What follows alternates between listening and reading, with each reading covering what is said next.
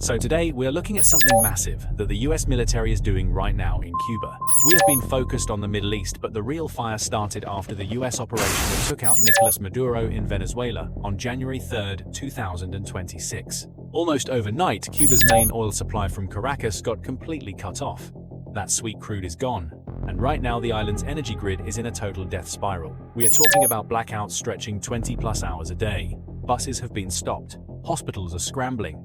It is a full-blown humanitarian crisis, but at the heart of it is a regime that has been propping up a soft war against the United States. President Trump and the US military have turned up the heat, and they have turned it up extremely hard. New tariffs, new sanctions, and a naval presence that looks a lot like a siege. But here is the question you have to ask yourself. Is this the final collapse of the Havana regime, or are we pushing a desperate animal into a corner where it has no choice but to bite back? And if they do bite back, what exactly are they going to use? Why is all this happening? Well, there is a bigger strategy here at play, along with the heavy naval presence that is still in the Caribbean. Don't forget there is still a very heavy Navy presence there. It looks like a full blockade is going on in Cuba, yet we are seeing supposed Russian aircraft landing. So we have a naval blockade, but obviously not an aerial blockade, with these Russian aircraft coming in to touch down. What could be on those aircraft? We will be breaking that down throughout the video. And again, a full blockade of Cuba hasn't happened since 1962, during the Cuban Missile Crisis. When Russia brought in intercontinental ballistic missiles to the doorstep of the United States, President John F. Kennedy executed a full naval blockade which was successful, but history shows us it wasn't followed up correctly. Remember the Bay of Pigs when the US armed Cuban rebels and integrated US special forces, but then didn't provide any air support when the actual attack went down? And that is just insane to me to think about putting special operators in a position where they don't have any air support. What a totally fumbled move. But right now, the actual blockade is essentially in force. And it looks like at the time of this video being made, that Cuba has maybe 15 to 20 days of fuel left in their reserves as they scramble to try to keep the regime propped up. This is pushing the regime to their absolute edge. We got to talk about who is actually at the heart of this mess, and it hasn't gotten much press, but the Cuban regime under Miguel Diaz-Canel is deeply entangled in what analysts are calling a soft war against the United States. They have been using drugs, specifically fentanyl, and shipping hundreds of tons, if not thousands of tons, as we found out with Maduro, directly to the United States. But speaking of Maduro, I wonder what his connection to Cuba actually was. Why were 32 Cuban guards killed in Operation Absolute Resolve, where US Delta Force went in and scooped up Maduro in his undies and found the ledgers? They found the hard drives that showed 2,500 tons of fentanyl-laced cocaine flowing to the US. I mean, what a wild situation. And having it basically all being orchestrated and propped up by Cuba, huh? This little island that claims, hey, we're not doing anything, we're just hanging out in the Caribbean tanning our cheeks. Meanwhile, they are essentially the brain trust behind the Maduro software. For years, they traded security intelligence, doctors, and other support to Maduro in exchange for heavily subsidized oil. Basically oil at a very discounted price. But now that Lifeline is gone, at least mostly, Havana's propaganda machine is screaming that the US moves are genocidal and fascist, but behind closed doors, it looks like they are in full panic mode. Their state media is already telling people to prepare for war. 32 Cuban officers died defending Maduro during the Delta Force raid that took him down, and this shows just how invested Cuba was in that regime. They wanted to prop him up to keep that flow of oil flowing in, but now they are being squeezed tighter than a fighter pilot's legs in a 9G turn, and there is nowhere left to go. Asymmetric threats are really the real concern here. We aren't talking about a blue water navy coming out to fight. We are talking about fast attack boats, small submarines, and maybe even low-end drone swarms supplied by Russia.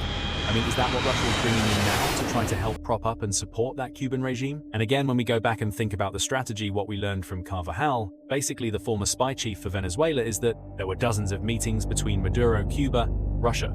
Basically the axis of allies in there, creating the soft war against the United States. So Russia bringing in drones, that is really not that big of a stretch. Think Iranian-style Shahed knockoff drones, cheap slow drones. Maybe they fly around 120 or so miles per hour. They can be launched from the shore, and they can hug the waves. And what they are saying, what Russia says, is these things can actually strike naval warships. So at this point, all bets are off. It looks like the Russians could be arming the Cubans like it is going out of style. But Cuba so far doesn't have any modern integrated air defense systems. Supposedly no S-400S or long-range SAMs. However, Russia flying in these cargo planes, I'm sure it is just Russian vodka. Yeah, the Russians are just teaming up their vodka with Cuban cigars just so the Cubans can have one last party before things really go south. But let's be real, electronic jamming could be a big part of this. The basic systems to try to create electronic jamming that would keep anybody from coming in and striking the regime itself. That is the goal. And the heavy lifting in this situation, this high-tension Caribbean standoff, is really going on with ISR, intelligence, surveillance, and reconnaissance.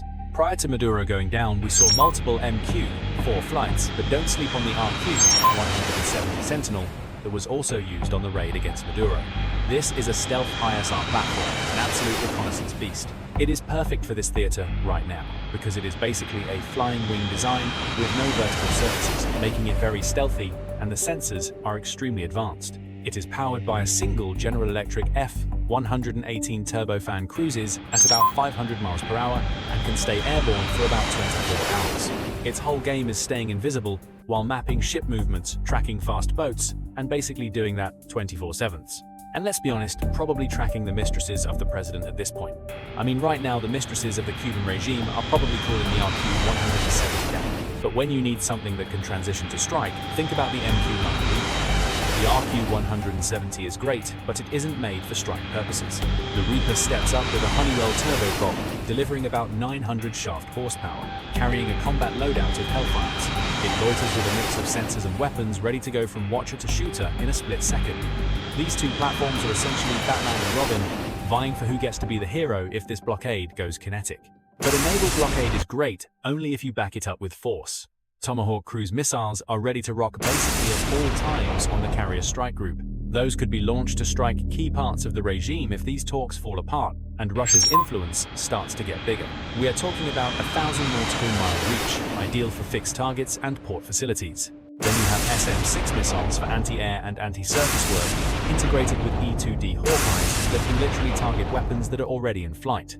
And for the drone swarms, that is where the F-18 Seconds and EA-18G Growlers come in to jam the signals, while the Phalanx CIWS, those autonomous 20mm Gatling guns, chew up anything that gets too close. It is an overwhelming amount of firepower for a small island nation.